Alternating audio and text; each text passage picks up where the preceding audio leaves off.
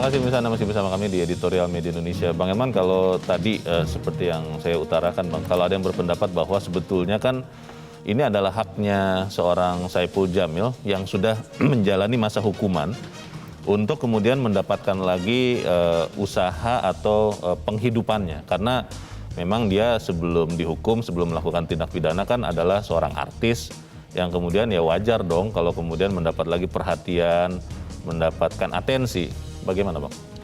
Ya, tentu harus kita hormati ya. Ketika seseorang itu sudah menyelesaikan hukumannya. Itu juga dia diberi kebebasan kan. Yeah. Dia juga bebas untuk cari penghidupan kan. Tetapi kan karena ini masuk kategori kejahatan seks, bahkan juga bisa dikategorikan kejahatan kemanusiaan, maka orang seperti ini kan tidak harus dielu-elukan kan, tidak harus disambut seperti menyambut bak pahlawan kan gitu kan. Bahkan kalau kita lihat kayak di negara-negara Eropa, apakah itu juga Amerika, artis-artis yang melakukan tindak kejahatan seks seperti ini, itu di blacklist di televisi-televisi, di blacklist. Bahkan memang umumnya mereka ini memang umumnya tidak mau lagi muncul di ruang publik sebetulnya. Makanya itu yang saya lihat aneh kita di Indonesia ini kan. Itu manajemen perekonomian kita ini kemana akal sehatnya gitu. Pengelola televisi ini kok akal sehatnya kemana? Kok malah memberi ruang? Pernah nggak terpikir para pengelola televisi ini ya tentang korban pelaku kejahatan seks ini? Pernah nggak mereka membayangkan betapa trauma yang tetap melekat dalam diri korban ini mungkin sampai seumur hidupnya?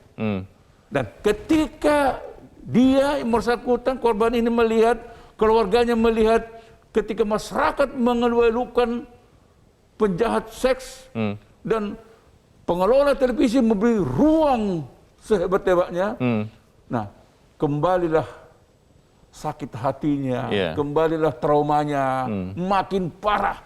Nah sekarang terbayang nggak kita terhadap korban-korban ini? Mungkin Bang karena pengelola televisi ya apalagi dia swasta yang harus berusaha hidup sendiri, ya lebih memprioritaskan bagaimana mendapatkan rating, mendapatkan iklan dari situ, mendapatkan uang daripada akibat samping dari tayangannya itu, Bang. Rating share untung wajar akan dikejar oleh pengelola televisi. Tapi soal kejahatan kemanusiaan itu bagian yang harus dia cegah. Jangan sampai kejahatan seks ini malah dikelola secara apik oleh para pengelola televisi atau surat-surat kabar, sehingga seolah-olah ini bukan perbuatan yang bejat.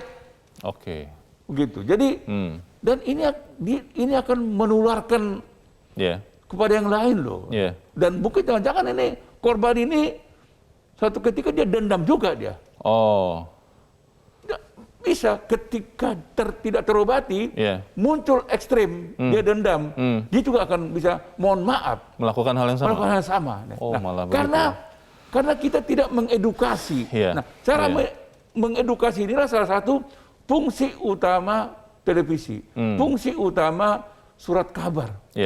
Jadi bukan rating share untuk menjadi utamanya, mengedukasi masyarakat. Nah, pertanyaan saya, ketika dia memberi ruang kepada penjahat seks, ini mengedukasi nggak?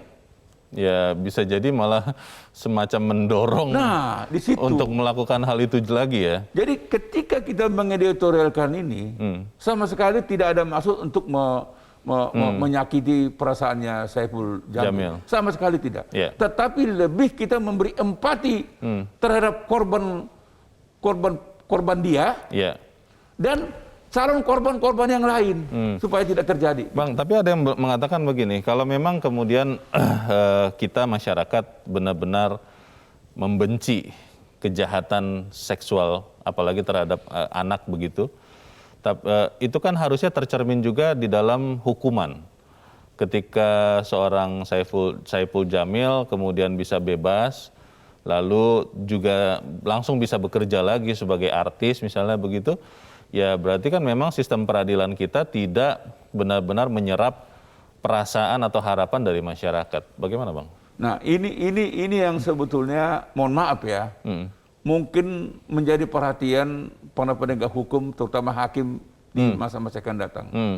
Kalau para koruptor selalu diberikan hukuman tambahan, mencabut hak politiknya, terserah apakah 5 tahun, 10 tahun. Itu bisa ya? Bisa. Nah, menurut saya terhadap pelaku kejahatan seks seperti ini bisa juga diberikan hukuman tambahan, tidak boleh muncul di media publik selama 5 tahun atau 10 tahun. Itu sebenarnya bisa atau mungkin seumur hidup. Baik. Itu bagus loh. Baik. Bang Elman, kita saat ini sudah tersambung juga dengan Komisioner Komisi Perlindungan Anak Indonesia KPAI, Retno Listiarti. Mbak Retno, selamat pagi. Selamat pagi. Ya, Mbak Retno, singkat saja Mbak, kalau menurut Anda apa yang terjadi ini ketika seorang Saipul Jamil keluar dari penjara kemudian diglorifikasi termasuk peran stasiun televisi, masyarakat juga kelihatannya menerima dengan mudah. Ini gambaran apa ini Mbak Retno? Ya, itu satu gambaran ya yang menunjukkan bahwa kita itu nggak peduli gitu sama perlindungan anak gitu. Jadi setiap itu bukan anak kita, seolah-olah gitu bahwa korban adalah bukan anak kita gitu. Padahal kalau kita membiarkan hal-hal seperti ini dimaklumi, dianggap wajar, lama-lama satu saat anak kita pun bisa jadi korban loh. Jadi dalam 9 menit di dunia ini, setiap 9 menit itu terjadi kekerasan seksual terhadap anak. Nah, apakah kita mau memperpendek dari 9 menit menjadi tiap menit gitu kan? Nah, bagaimana kalau anak-anak kita akan menjadi korban kalau kita biarkan, kita maklumi hal-hal semacam ini gitu. Itu sih sebenarnya concern saya gitu ya sebagai Komisioner KPAI, karena perspektifnya mestinya televisi-televisi itu punya perspektif perlindungan anak gitu. Jadi mencegah itu kan juga harus dilakukan, dan mengedukasi masyarakat kan juga harus dilakukan seperti itu. Mbak Retno, yang menjadi masalah itu adalah glorifikasinya atau muncul lagi di acara-acara televisi atau yang mana Mbak? Semuanya kalau saya ya. Nah, kalau dia muncul terus, ya kan dia ketawa-ketiwi gitu, bisa bawain acara, bisa itu menurut saya ya, itu bagi korban ya. Terutama bagi korbannya dia ya, anak di bawah umur yang mungkin sekarang juga sudah bukan anak lagi ya, itu bisa jadi traumanya belum hilang, dan ketika itu terjadi itu rasa sakitnya juga akan terus ada. Dan kalau Saipul Jamil ini terus muncul, maka yang terjadi apa, korban-korban lain dari kekerasan seksual ya, anak-anak lain itu nggak akan berani bersuara karena mereka akan ngelihat loh yang itu saja dianggap seperti pahlawan dan langsung dapat tempat di di berbagai stasiun TV. Menurut saya ini buruk ya, dan ini akan membuat korban tidak berani bicara. Itu yang mengerikan. Baik, kita harapkan nanti ada apa yang kita harapkan ini bisa ditanggapi lagi. Mbak Retno Listiarti, terima kasih Mbak sudah mencerahkan kami pagi ini. Selamat pagi Mbak. Pagi. Menarik yang disampaikan Mbak Retno, Bang Elman, tapi kita harus jeda dahulu dan pemirsa tetap bersama kami. Editorial Media Indonesia segera kembali.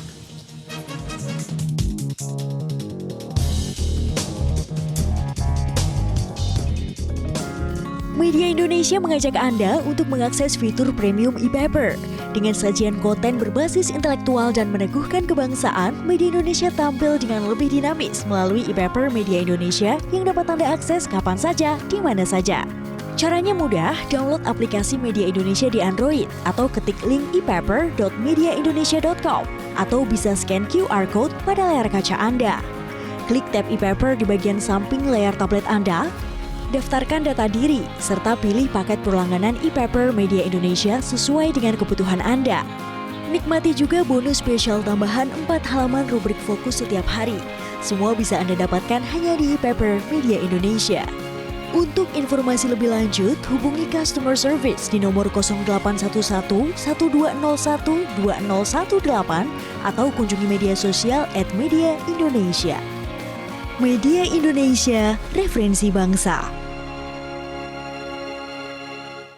Terima kasih pemirsa masih bersama kami di editorial Media Indonesia. Tadi sebelum jeda Bang Elman ada Ibu Retno Listiarti, Mbak Retno dari KPAI yang mengatakan apa yang terjadi ini sebenarnya sangat disayangkan karena bisa jadi ini memicu korban, ya siapa tahu ada korban-korban lain yang tadinya mau bicara tapi akhirnya tidak jadi bicara karena melihat pelaku bisa diterima kok oleh masyarakat. Bagaimana Bang?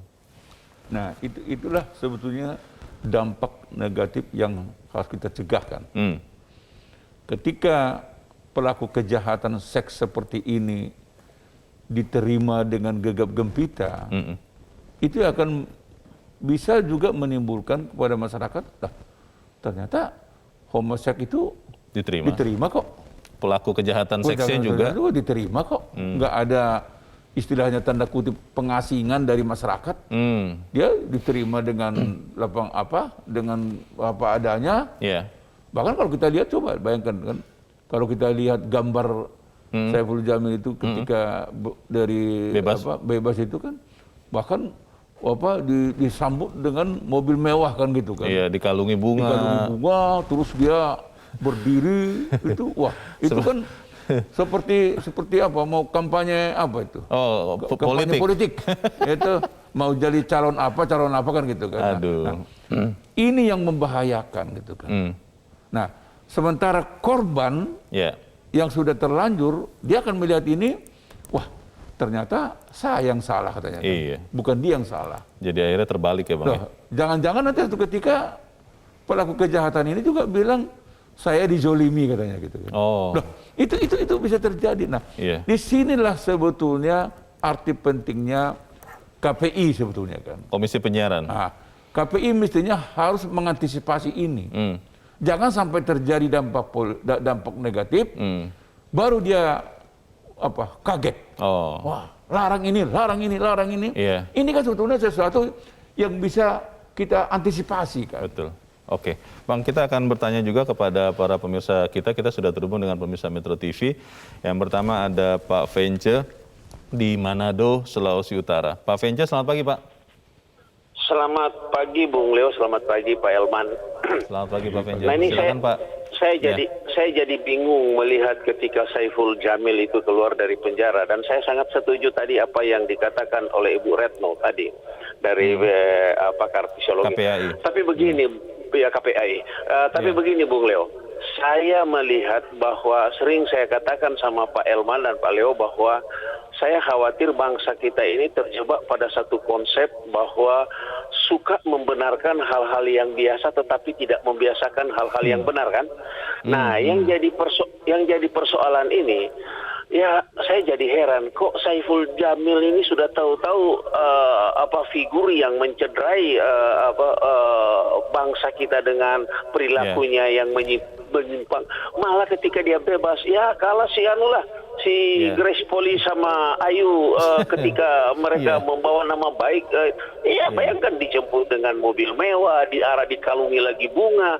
Yang jadi persoalan ini, di mana ada sanksi sosial masyarakat yang sadar bahwa orang ini adalah suatu orang yang namanya pelanggar hukum, ya kan?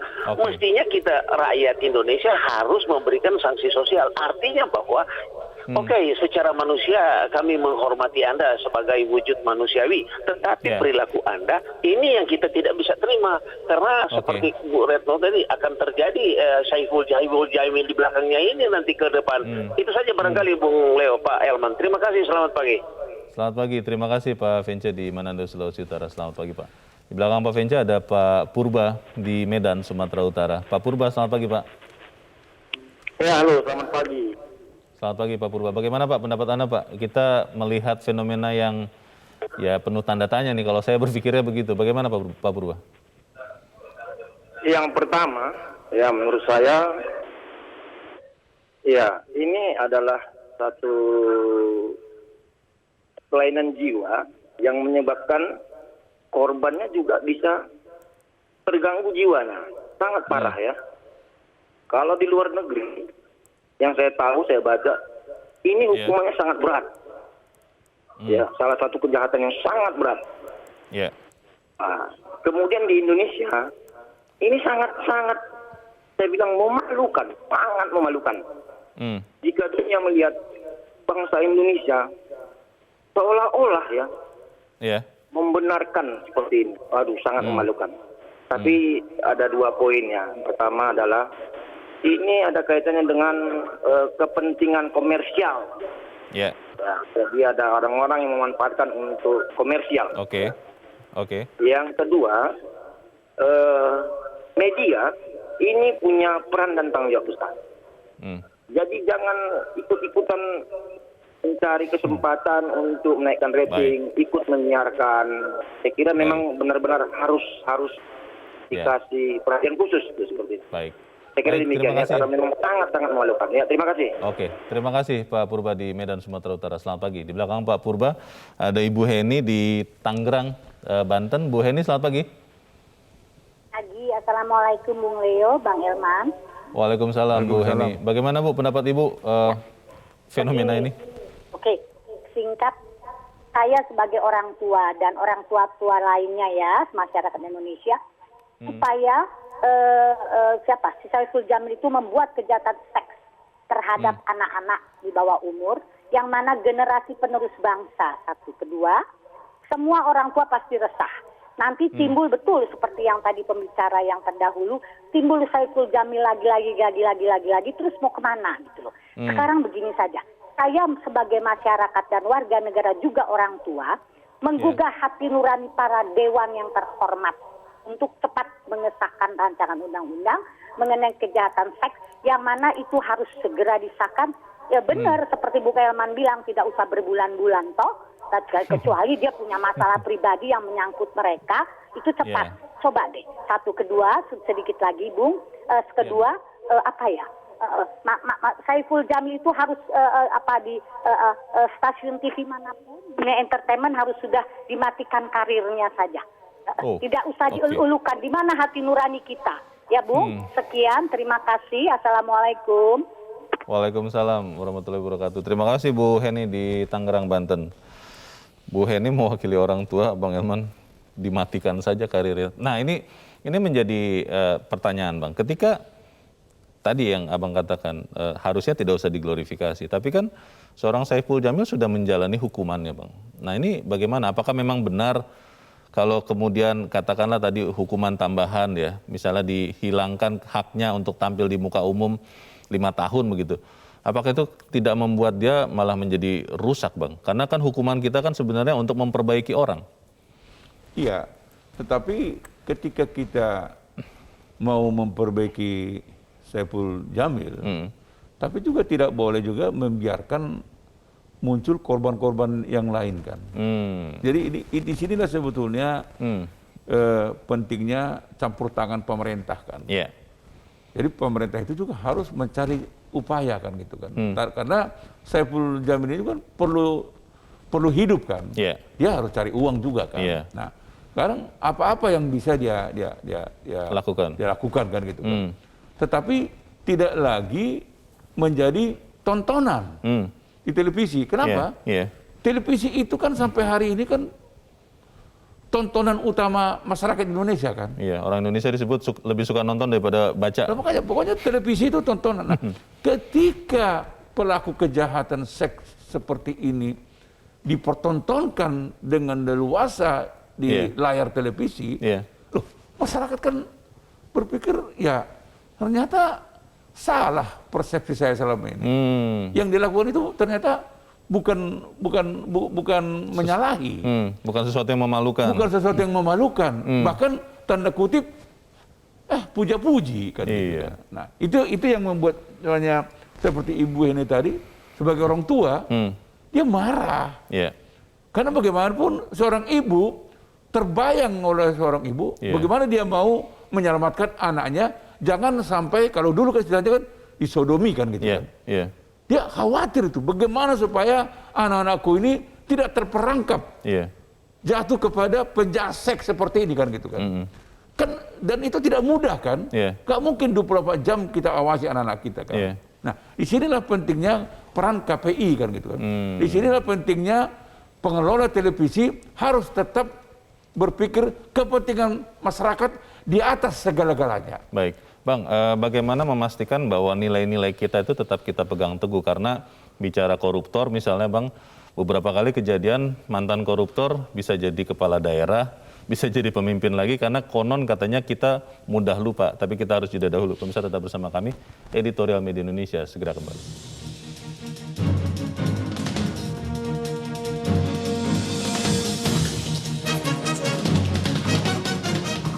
Terima kasih pemirsa, Anda masih bersama kami di Editorial Media Indonesia. Kita di bagian akhir dari diskusi kita pagi ini. Bang Eman, sebagai yang lebih muda dari Abang, tapi juga sudah punya anak juga sebagai orang tua, saya terus terang khawatir Bang melihat fenomena ini. Karena jangan-jangan bangsa kita ini sekarang sedang bergerak menjadi orang-orang yang, maaf kalau saya harus bilang, munafik Bang. Di satu sisi mengatakan kita harus lindungi anak, tapi di sisi yang lain ikut menonton, ikut memfollow akun-akunnya, ikut mengglorifikasi mantan pelaku kejahatan seksual yang sudah menyelesaikan pidananya. Apakah kita seperti itu, Bang? Iya, mungkin saya tidak mau mengatakan kita munafik ya. Tapi seringkali kita ini lebih suka lain di mulut, lain di hati kan. Terserah bagaimana masyarakat bisa menafsirkan masuk kategori apa ini kan. Katakanlah sebetulnya tadi kan Bung Leo kan mencontoh para politisi misalnya, gitu. Ketika dia pernah kepala daerah, lalu korupsi, tangkap, penjara, sekian tahun, pulang dari penjara setelah menjalani segala macam hukumannya, hukum tambahan dan sebagainya. Sering dapat remisi lagi? Dapat remisi lagi kan. Nah, ikut pilkada lagi dia. Bayangan kita, orang ini kan akan, sebetulnya kan kewajiban dia kan tiap kampanye, dia harus bilang, maaf saya ikut pilkada, tetapi saya ini pernah dihukum karena korupsi. Itu, mungkin itu, ketika dia pidato itu, maaf saya ini, dia bisikkan aja tuh, saya pernah korupsi. Bagian itu, disclaimer-nya itu. Bagian yang mengatakan, saya ini adalah tokoh yang mampu membuat rakyat akan makmur. Nah itu akan gegap gempita. Jadi itu yang membuat ya masyarakat pun tidak mendengar. Lalu ketika dipilih orang ini pun menang pula gitu. Banyak contoh kan. Iya sih. Banyak juga kita lihat. Para kepala daerah ketika ditangkap oleh KPK, baru kita tahu ternyata pembangunan di daerahnya itu memang sangat tertinggal. Rakyat sengsara kan gitu. Nah, ini juga kalau kita tidak hati-hati, mohon maaf ya, pelaku kejahatan seks ini satu ketika ikut pilkada ketika duitnya banyak, ikut pilkada dia menang pula gitu. Terpilih lagi dia. Bayangkan satu ketika negeri ini dipimpin oleh penjahat seks yang pernah dihukum pidana gitu kan. Nah, inilah yang harus diwaspadai oleh kita semua, diwaspadai oleh pemerintah, diwaspadai oleh KPI, diwaspadai oleh pengelola televisi dan surat kabar. Bang, atau begini ya, tadi yang seperti dikatakan Ibu Retno dari KPAI, jangan-jangan ada pemikiran di masyarakat kita, terutama yang masih menggemari, yang baru bebas dari penjara ini, bahwa itu bukan anak saya yang jadi korban, itu tidak terkait dengan saya, ya boleh dong saya ikut menyukai dia. Jangan-jangan ada pemikiran seperti itu, Bang? Itu yang terjadi, Bung Leo. Seringkali kita, karena itu menyangkut anak orang lain, kita sedikit pun tidak pernah empati. Tidak peduli. Tidak peduli terhadap korban itu. Nah, nanti kalau anak kita, kita teriaknya sampai ke ujung dunia kan gitu. Kan.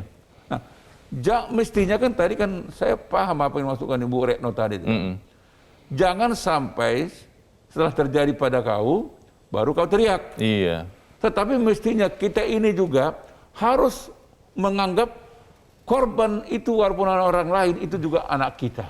Bagian daripada diri kita, bagian daripada masyarakat yang harus kita lindungi, yang harus kita bela. Nah, ini yang tidak terjadi kan.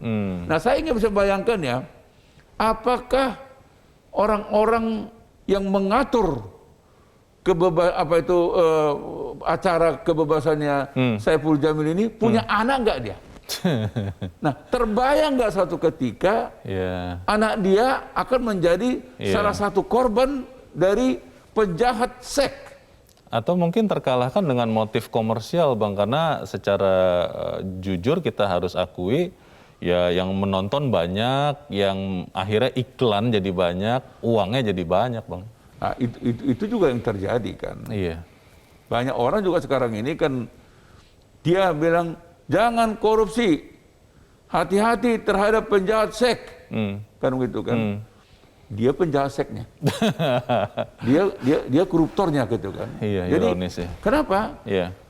Ya, soal kejahatan seks itu hanya berlaku untuk orang lain. Iya. Saya jangan, Iya. saya boleh dong bebas.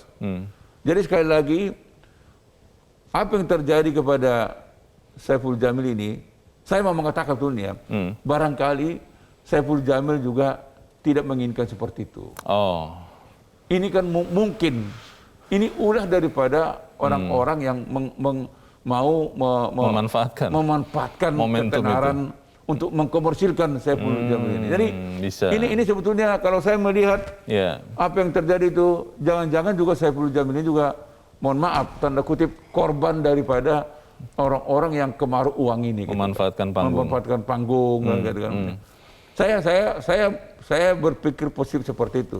Tetapi apapun ceritanya, peristiwa ini menjadi pelajaran yang pahit buat kita. Untuk ke depan harus lebih hati-hati, lebih waspada, terutama KPI. Mohon lebih waspada gitu.